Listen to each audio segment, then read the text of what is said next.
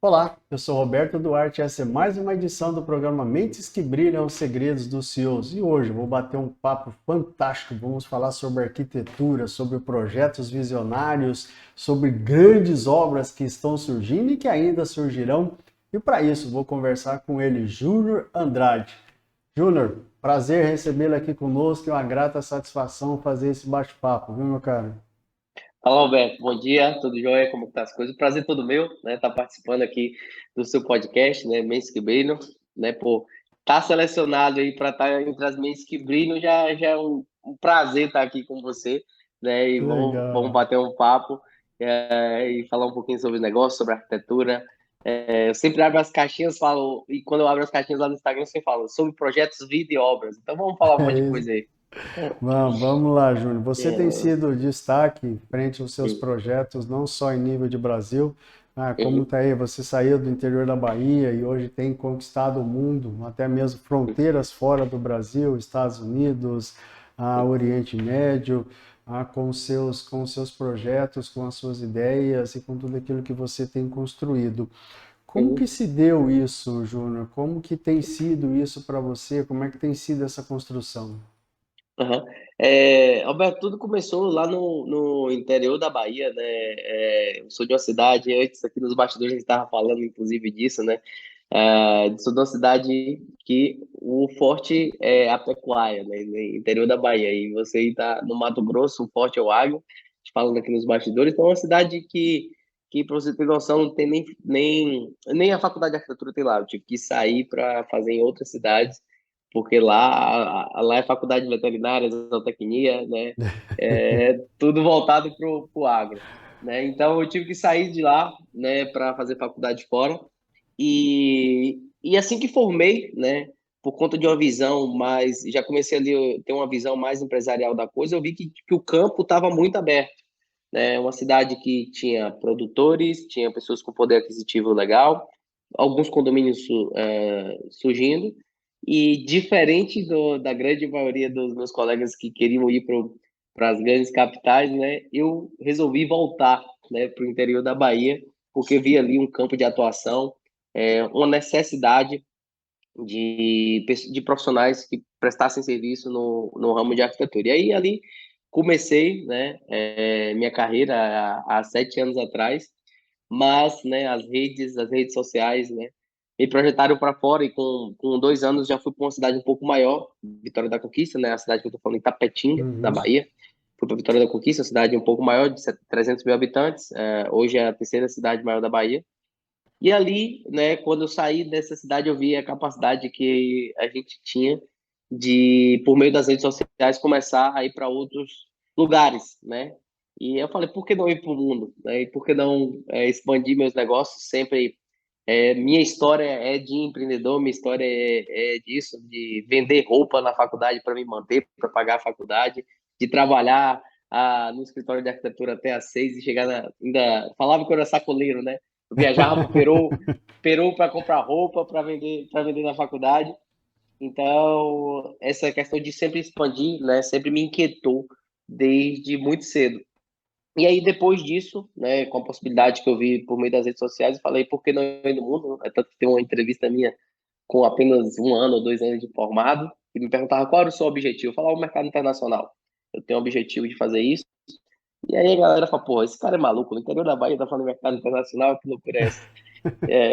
Mas é isso, né? Acho que quem tem coragem e pensa, né, sonha grande e, claro, com muito trabalho e dedicação, as coisas começam a acontecer. E aí depois comecei a entrar em outros estados aqui no Brasil, Minas Gerais, São Paulo, tudo isso por meio das redes sociais, a minha prospecção sempre foi ali no Instagram, né? E aí em 2020 a gente começou de fato, atuar no mercado internacional, fazendo um projeto de um palácio na Arábia Saudita, e aí hoje, né, resumindo bem aqui, hoje a gente está em 7 países aí fora, Estados Unidos, enfim, alguns países no Oriente Médio, como Catar, Kuwait, Dubai, então, Itália também estamos com um projeto na Europa, Colômbia aqui do nosso ladinho, então estamos aí com Oman no Oriente Médio também, então estamos aí crescendo e construindo uma empresa, né, eu falo muito disso, né, uma visão minha, que eu não sou um prestador de serviço, eu sou um empresário. Então, eu tenho um escritório de arquitetura, mas com a visão empresarial. Que legal, que bacana. Júnior, vamos falar o seguinte, me explica pra gente. O lado da arquitetura tem aquele lado visionário, que não é simplesmente, vamos lá fazer Uhum, a gente briga, né? Fazer os desenhos, sim. uhum, Mas tem o lado de você conseguir enxergar os anseios do seu cliente, conseguir uhum, enxergar a visão ou tentar traduzir isso em forma de papel, em forma do projeto, esse uhum. anseio. Como tem sido isso para você e de que forma você tem conseguido externar isso? Eu sempre falo, Roberto, que a arquitetura a gente trabalha muito com a imaginação, né? Se a gente parar para pensar aqui, beira a loucura você imaginar uma coisa antes dela ser concebida, né? E sempre tá, desculpa, tá sempre pensando em algo novo, né? Mas eu sempre falo que a arquitetura, para mais do que o belo do que é projetado, existe a questão de entender o perfil do cliente, né? Entender para quem a gente está projetando, porque quem vai interagir com o espaço, né, é o cliente, né? Desculpa, deixa eu tomar água aqui. Fica à vontade. E então, quando a gente começa a fazer essa atuação fora, o principal desafio, claro, que tem a parte técnica, tem a parte laboral de projeto, é entender a cultura da pessoa, né? Porque a arquitetura é isso, é a pessoa.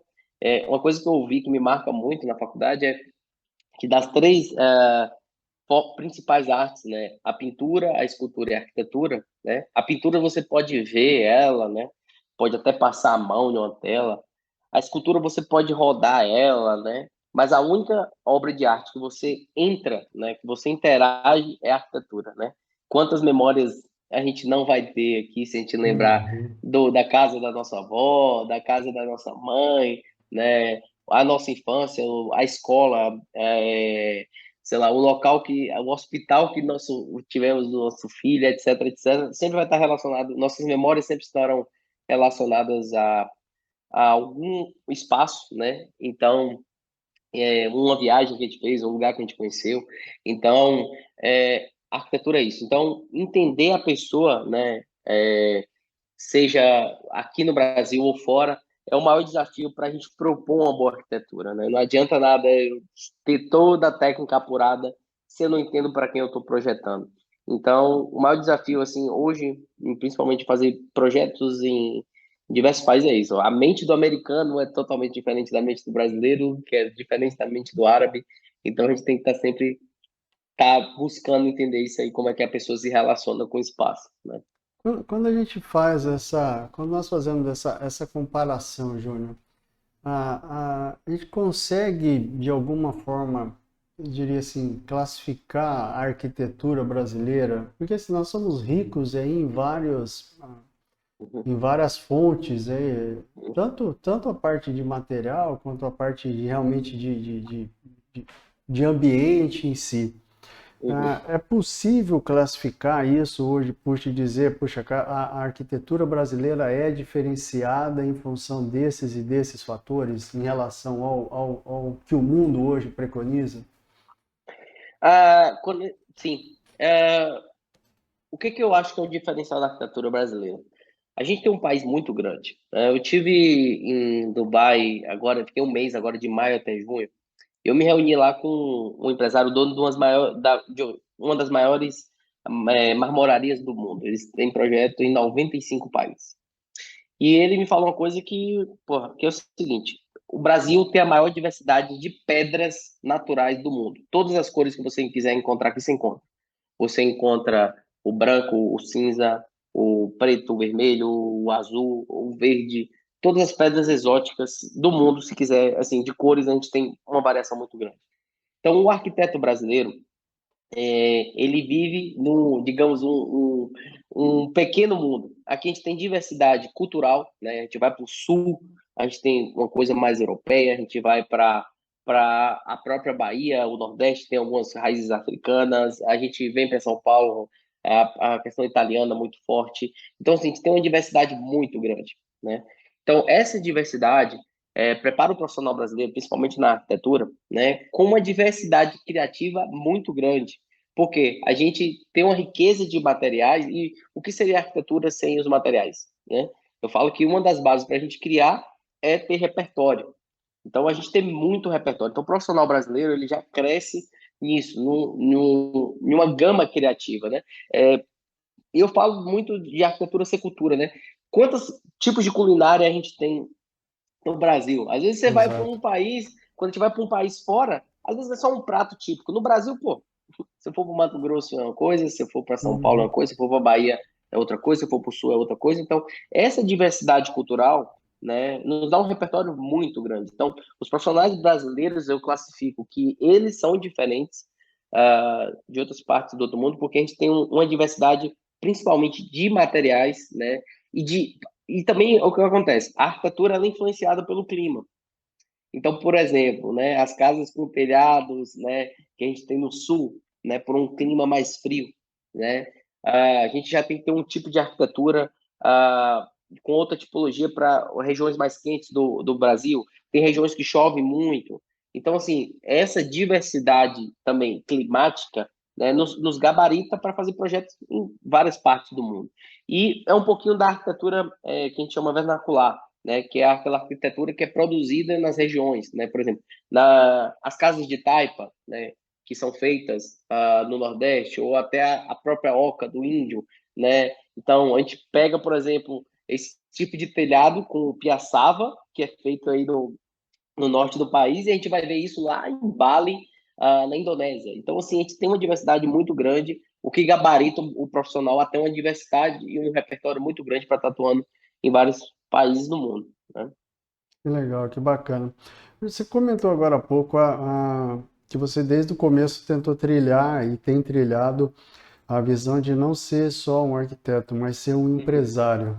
O que que Sim. diferencia isso? A gente sabe que, puxa, nem todo mundo nasceu com essa visão e nem todo mundo nasceu com esse propósito, até mesmo pela questão de o correr o risco de se lançar Uhum.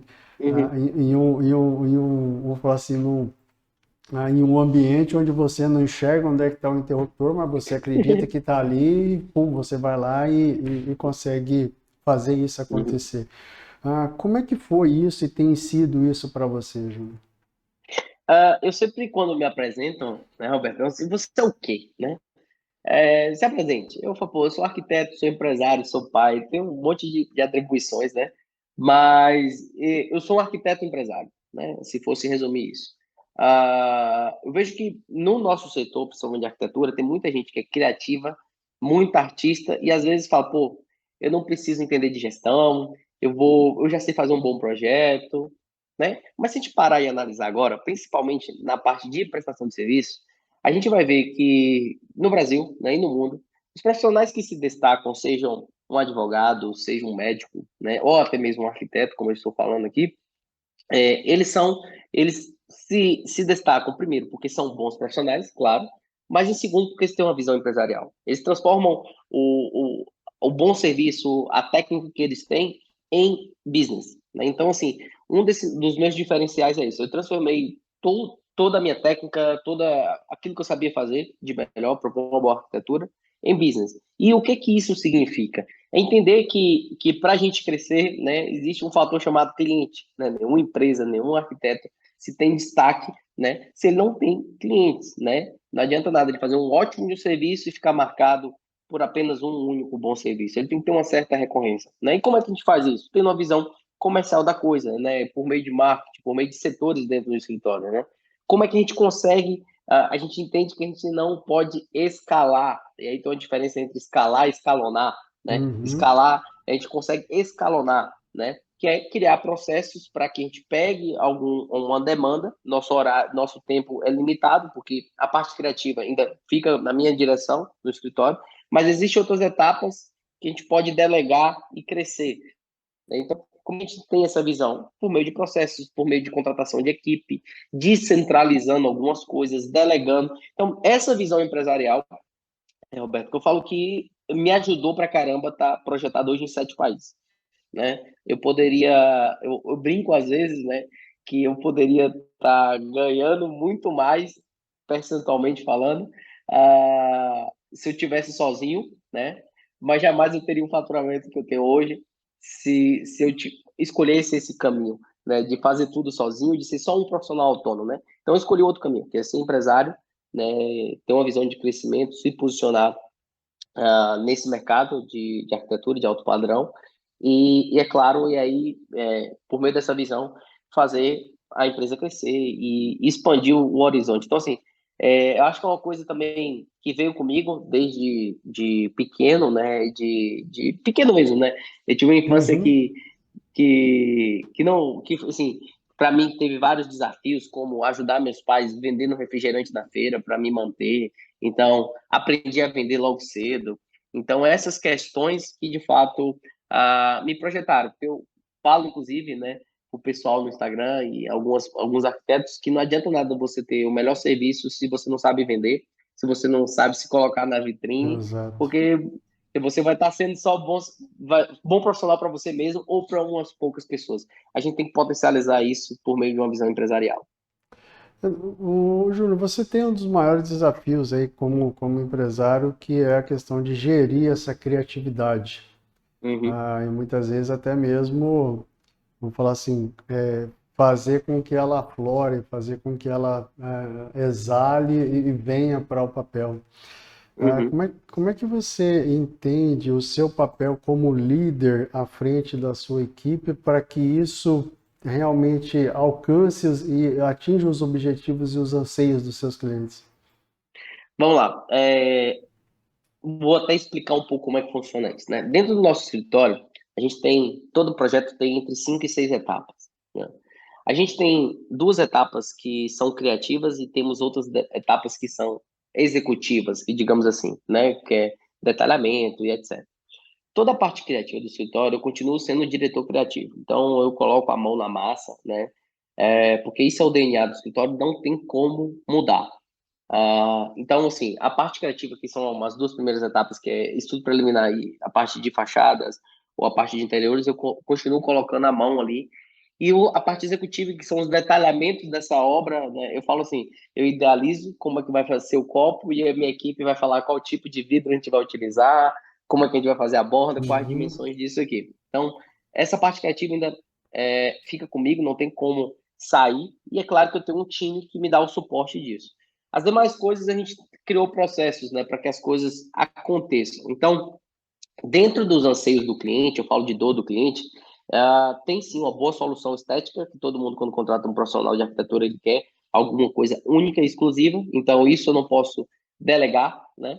E também existe outros anseios, que é tempo, o profissional que é autônomo sempre é conhecido como, ou visto como Uhum. autônomo, né? Como o cara que atrasa, a arquiteta enrola porque vai demorar para criar, ou fala um prazo e não. Então, assim, eu vi, inclusive, essas lacunas no mercado de que todo profissional entregava atrasado, que não tinha processo, que não sabia entregar, e trouxe isso como um objetivo de solucionar essa lacuna do mercado. Então, tanto os anseios criativos e isso envolve respeitar e entender o que o cliente quer para solucionar, como os anseios de tempo, né? Que a gente sabe que a pessoa chega com sonho, né? Pô, quero construir minha casa, quero fazer meu comércio, mas eu quero que isso aconteça, né? A gente solucionou por meio dessa divisão dentro do escritório. Hoje, eu cuido tanto da parte de gestão do escritório mesmo, do ponto de vista de setorização, de conversar com o pessoal do marketing, conversar com o pessoal do comercial, do administrativo, e do planejamento estratégico, como também conversar com o pessoal da produção, mas a parte de produção eu tenho gerentes que cuidam disso para que as coisas aconteçam. E, claro, como eu falei, a parte criativa ainda fica comigo. Então, assim, uma agenda sempre apertada, mas a gente rebola aí e dá conta para atender esses anseios do cliente, né? Que legal, que bacana. Vamos falar um pouquinho sobre o uso da tecnologia, cara. Uhum, Como é que tem sido isso hoje, em uhum, termos de aplicabilidade dentro do mundo da arquitetura? A gente vê cada dia aí projetos, cidades futurísticas, todas embasadas e todas respaldadas em cima da tecnologia. Como é que você enxerga isso e se isso tem limite dentro do mundo da arquitetura? Na verdade, é uma evolução muito rápida, né? Se a gente falar de 7 anos, né? Eu acho um espaço de tempo, que é o tempo de formato que eu tenho, muito pequeno, mas eu vi muitas transformações em 7 anos, né? A gente sair, por exemplo, da plataforma CAD para a plataforma BIM. O que é isso, né? Galera que me ouve. A gente desenha para fazer uma parede, a gente fazia duas linhas. Isso CAD significa linha, né? Para a gente fazer ali, né? Uhum. E hoje a gente já tem programa que é a plataforma BIM. Então a gente vai desenhar a parede, a gente clica na ferramenta parede e puxa.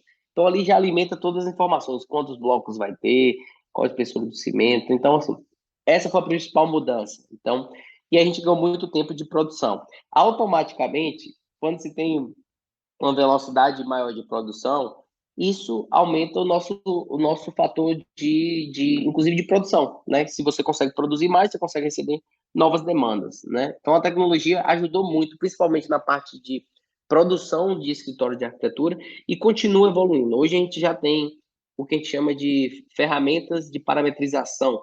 O que é uma parametrização? É você criar parâmetros ou um algoritmo específico para cada projeto. Vou dar um exemplo. A gente fez agora um projeto de um prédio em Recife, onde a gente utilizou essa tecnologia para achar a rotação ideal do prédio em relação ao sol, porque ele estava numa região litorânea, né, em Recife, e automaticamente também ele fazia uma combinação de cálculos para que o prédio tivesse a melhor visibilidade do mar, mas ao mesmo tempo não pegasse muita insolação por conta do conforto térmico. Então, humanamente falando, esse cálculo a gente demoraria meses para a gente achar uma rotação ideal disso, né? Com um algoritmo desse foi desenvolvido, sei lá, em 4 dias o algoritmo, ele calculou em algumas horas e a gente achou a rotação ideal. Então, assim, a tecnologia tem ajudado muito o nível de projetos que a gente tem e ele até melhorar na entrega. E em relação ao mundo, a gente tem visto, né, principalmente fora, né, Dubai, como a gente tem algumas coisas lá, Arábia Saudita, como a tecnologia tem acelerado a criação, principalmente pensando nesse mundo mais sustentável, com pouca utilização de combustíveis fósseis, né? Até no Brasil a gente já viu uma demanda muito alta para soluções como a gente tem o maior país com irradiação solar do mundo, né? Então não faz sentido não ter uma placa solar, um sistema de placa solar residencial, que é um sistema que se paga em 3 anos.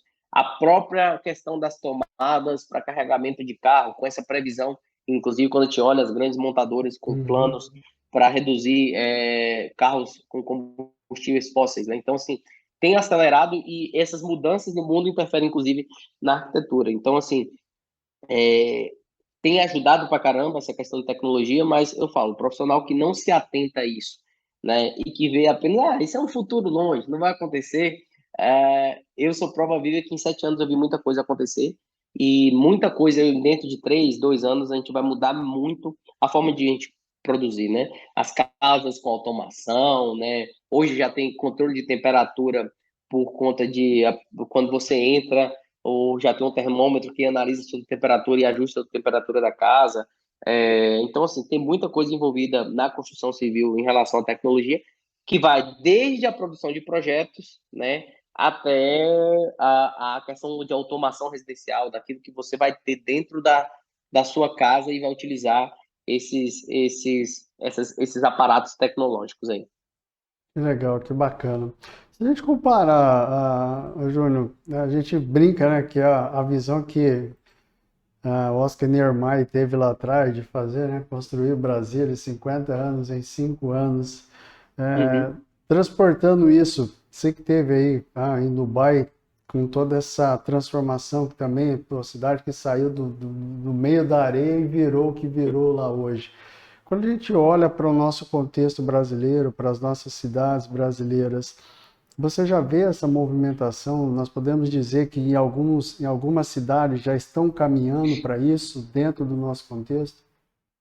Existe, sim. Assim, a gente vê algumas coisas. Claro que Dubai e o Brasil às vezes fica um pouco desleal comparar por conta de recurso, né? A gente tem até regime político isso acaba interferindo, né? Os caras lá Uhum. têm um reinado, boa parte dos recursos deles vem do gás e do petróleo. Acaba que a própria densidade da cidade, a gente fala de Dubai tem acho que 3 milhões de habitantes, é do tamanho de Salvador. Então, a gente vem para São Paulo, o tamanho que é São Paulo, né? Se eu não me engano, Uhum. são, são 14 milhões, um negócio assim, é muito grande, né? Então, assim, tem uma série de coisas que interferem na questão de tecnologia e de construção da cidade.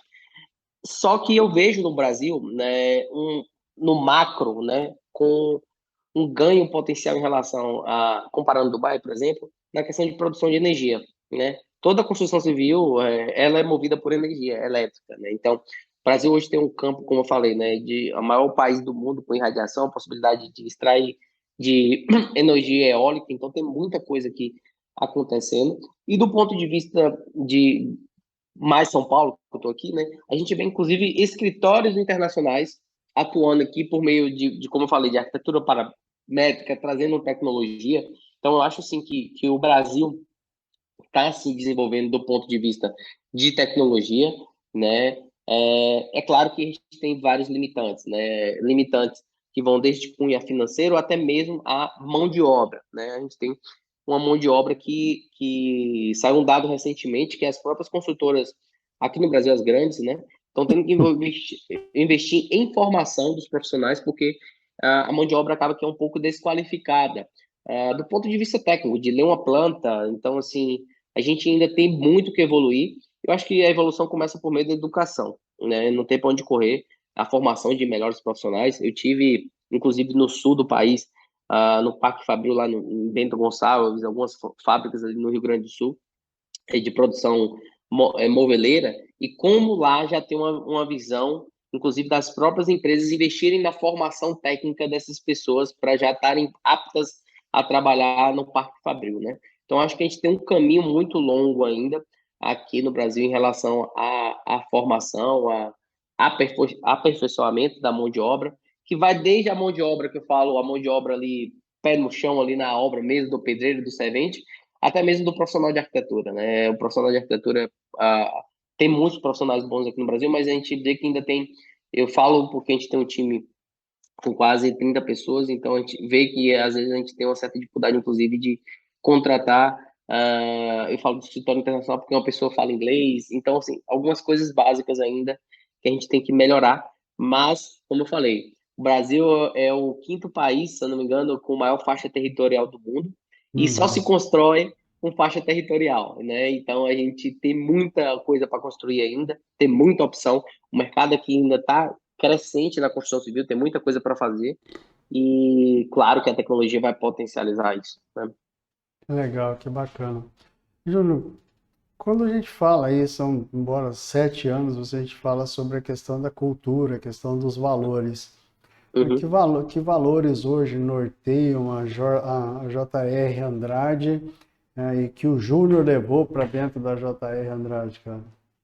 Cara, muito trabalho, velho. Muito trabalho, Roberto, até hoje é muito trabalho. Então, assim, um dos valores é acreditar piamente que o trabalho ele traz resultados, né? Os resultados a gente às vezes não consegue mensurar. Sendo bem sincero, eu não esperava tá no patamar que a gente está hoje, né? Mas as coisas aconteceram por conta do muito trabalho. Então, essa visão que eu tive desde muito cedo, que as coisas aconteceriam com muito esforço e dedicação, é um dos valores que eu prezo muito dentro do escritório. As coisas não, embora são 7 anos, né, as coisas não acontecem do dia para a noite. E tem uma coisa que eu falo, né, que pode até fugir um pouquinho do que a galera, alguns empresários falam aí, né? Eu acredito sim que a gente tem mérito, né, naquilo que a gente faz, mas existe um fator que chega para todo mundo, que é uma coisa chamada sorte, né? Só que a sorte só aparece para quem está em movimento, né? Uhum. As coisas só acontecem para quem está em movimento, né? Então, até, eu gosto muito de falar de futebol, né? Aquela bola que o cara está esperando chegar para fazer o gol só aparece para quem está se movimentando no campo, trabalhando, né? Então aparece, né? E aí é a forma que a gente abraça as oportunidades que a vida nos dá. Então, eu falo que um dos valores principais, eu ainda continuo trabalhando muito, um pouquinho menos do que antes, né? Antes eu trabalhava uma rotina de 14, 16 horas, hoje eu tento entre 8 e 10 horas por dia para passar mais tempo com a família, porque eu tenho 2 filhos, né? E, enfim, longe de tudo, minha família toda, minha família da minha esposa também toda na Bahia, então eu tento chegar um pouco mais cedo em casa para estar com eles. Mas o muito trabalho é um dos valores assim que eu acho, inclusive eu acho que é um marco do povo brasileiro, né? O pessoal fala muito que o baiano é preguiçoso, gosta de dormir, né? Mas o que eu conheço de baiano, Roberto, que está aqui em São Paulo lutando, trabalhando, e o povo nordestino que construiu, assim, que tem muita garra, determinação, e o povo brasileiro, né? Inclusive, quando a gente vai para fora, fala assim, pô, vocês conseguem empreender no Brasil, cheio de regras, uma burocracia danada, vocês empreendem em qualquer lugar do mundo, com uma carga tributária altíssima, então vocês conseguem empreender em qualquer lugar do mundo. Então, isso é um marco, é um dos valores que eu tenho, muito trabalho, dedicação e perseverança, né, meu caro? Porque, assim, Sim. de onde eu saí, do interior da Bahia, para estar fazendo isso, se a gente não tiver perseverança com os resultados, que às vezes acontece, né, de trabalho, trabalho, trabalho, é como eu falei, né? Alguns resultados a gente consegue prever, outros não, a gente trabalha, trabalha e o resultado não vem. Então, se a gente não perseverar naquilo, deixar as coisas pelo meio do caminho, acaba que a gente vai estar desistindo daquilo que a gente tá buscando, né?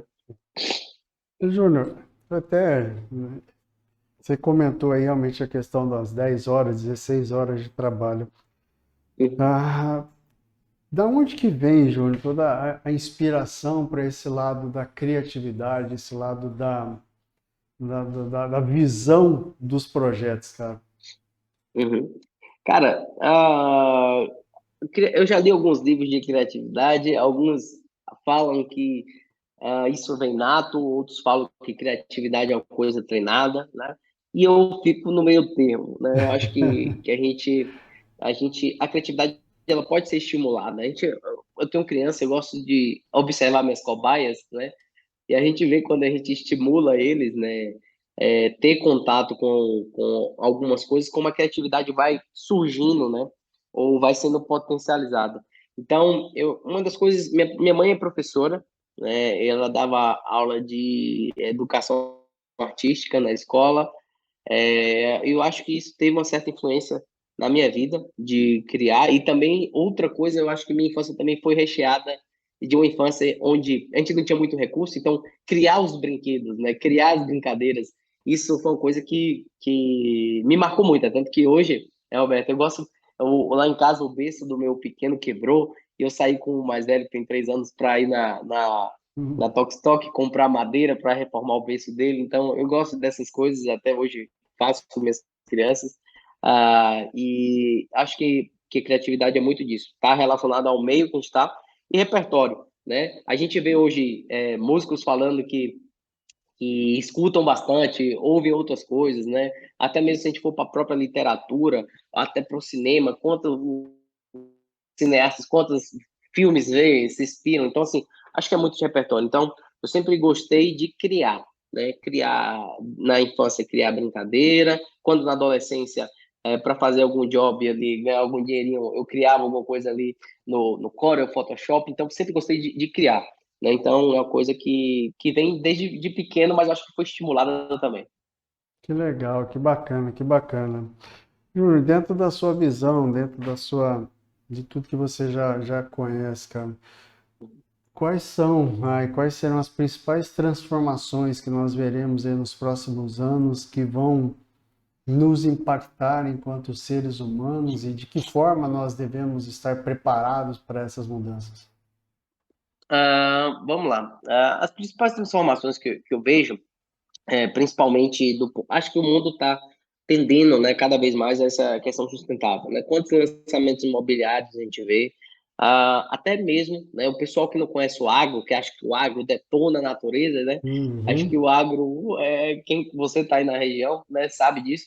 O agro, inclusive, tem uma produção sustentável, né? Ajuda a natureza, quem sabe, né? E quem está lá no meio mesmo. Então, assim, acho que essa visão de sustentabilidade é uma coisa que vai interferir muito nos próximos anos, né? Desde a questão de produção de energia, né? Como eu já falei aqui, então a gente tem que estar preparado para isso. E, claro, né, os avanços tecnológicos. Existe um lado nocivo disso, né? Que é a dependência da tecnologia.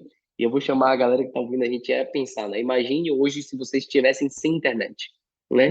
Como seria a rotina de vocês, né? Do trabalho. Vou começar pensando por aí, né? Acordou, não tem internet. Não tem internet. Você não vai conseguir avisar a pessoa que você vai ter que ligar, uma coisa que as pessoas hoje não fazem mais, ligar, né? para a pessoa, né? E será que a própria ligação não dependeria da internet? Então, assim, a gente tem que começar a pensar como a gente é dependente ainda como a gente já está dependente da tecnologia e como a gente pode ajustar a nossa rotina, inclusive a relação a isso, né? Eu acho que é uma principal transformação que a gente vai ter, né, nesses próximos tempos aí. Inclusive, a gente vem vendo, principalmente a arquitetura, a gente mexe muito com qualidade de vida, né? Como a própria tecnologia, às vezes, atrapalha a qualidade de vida da gente, né? Se a gente não desligar isso aqui, à noite a gente não consegue dormir, né? Se a gente ficar sempre ligado ali, a nossa mente não consegue descansar, né? Então, acho que as principais mudanças que a gente tem que estar atento o uso excessivo de tecnologia, a gente tem que saber dosar isso na nossa vida. E o segundo são os conceitos de sustentabilidade. Isso vai mudar, inclusive, a forma de relacionar com a cidade, né? Eu vejo lá na Arábia Saudita, agora tem uma cidade, depois se a galera quiser pesquisar, aí chama Neom, Neon, né? Onde não vai ter carros, né? Vai ser aqueles drones voadores, né? Então, a tecnologia está chegando, uma coisa para daqui 15 a 20 anos que passa rápido, né? Então, a gente tem que estar muito atento a isso, mas, claro, com o pé no chão. Ainda existe o mundo real, o mundo de apertar a mão, de se relacionar com as pessoas, né? Que a gente não pode abrir mão disso. Que legal, que bacana. Vamos lá, Júnior, o que que te move, cara, cada dia? Cara, é uma pergunta que bastante interessante, né? O pessoal, enfim, já me fizeram essa pergunta e foi uma pergunta que me colocou num lugar de refletir o que que me move, né? Hoje, Alberto, minha visão é muito de serviço, né? O que me move é servir as pessoas, né? Pô, Júnior, você pensa em ganhar dinheiro? Sim, ganhar dinheiro é bom, né? Quem tá aqui, enfim, quem é empresário que tá nos escutando, sabe que é legal, né? Eu falo que o dinheiro é como se fosse um marcador, né? Como se fosse um parâmetro que seu negócio está dando certo, né? Mas hoje o que me move é muito essa questão de expansão de serviço, né? Buscar extrair o máximo daquelas qualidades que eu falo que Deus me deu, né? E que eu não quero deixar inutilizada, né? Eu sempre reflito, Alberto, todo dia que é o seguinte: ah, o que que eu vou fazer com as qualidades que eu tenho, né? Vou apenas me acomodar e aceitar até aqui, tá bom? Não, eu acho que o que me move é isso, né? É querer extrair todo dia o máximo daquilo que eu posso oferecer, né? Por meio do meu serviço, por meio do meu escritório, por meio da minha companhia, né? E oferecer, prestar um serviço tanto para as pessoas como, né? Eu, quando olho o escritório e vejo quantas pessoas dependem daqui, né? Trabalham aqui, têm suas famílias, eu vejo como isso é positivo e como é um papel legal, né? Que eu estou prestando para a sociedade, né? A gente sabe que no Brasil hoje os empresários, né, que movem esse país do ponto de vista Uhum. de geração de emprego, né? Então é uma coisa que eu tenho muito comigo de expandir para ajudar mais pessoas, tanto meus clientes como a empresa crescendo, eu trago mais gente para trabalhar e ajudar essas famílias que estão aqui comigo. Então, é uma coisa que me move é isso, tá? Que legal, que bacana. Júnior, da mesma forma como você tem cunhado todo esse trabalho, alcançado esse reconhecimento, tanto aqui no Brasil quanto fora do Brasil, nós temos aí os jovens que estão vindo, então buscam também referências da mesma forma como enxergam você como um grande, vamos falar, o empresário que é arquiteto. Que conselhos você deixaria para essas pessoas que estão galgando cada dia essa escadaria, cada dia essa construção passo a passo, né, e que hoje também enxergam o Júnior como como uma grande figura, como um grande homem de sucesso e que ainda tem muito ainda para percorrer aí. Tem algumas coisas que eu sempre falo para a galera, que parecem simples, mas acho que boa parte das pessoas não façam, né? Não fazem. Primeira coisa é ser um bom profissional, né? Eu parto do pressuposto que o mínimo que a gente deve ser é bom profissional, né? Exercer bem, né, a sua profissão de forma honesta, cumprir ali o prazo, né? Hoje eu falo, Alberto, inclusive, que o profissional que ele é bom e que ele já entrega as coisas no prazo, ele já é melhor que pelo menos 80% dos concorrentes. Então, já elimina o cara.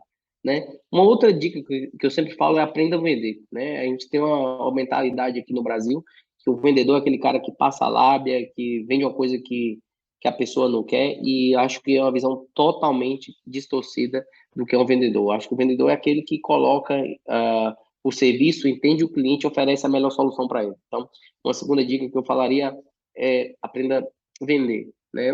Uma terceira dica que eu sempre falo é estude sobre marketing, né? Estude sobre marketing, porque hoje eu acho que é muito mais fácil prospectar clientes, né? Eu falo do meu escritório, a gente prospecta por meio da internet os clientes internacionais.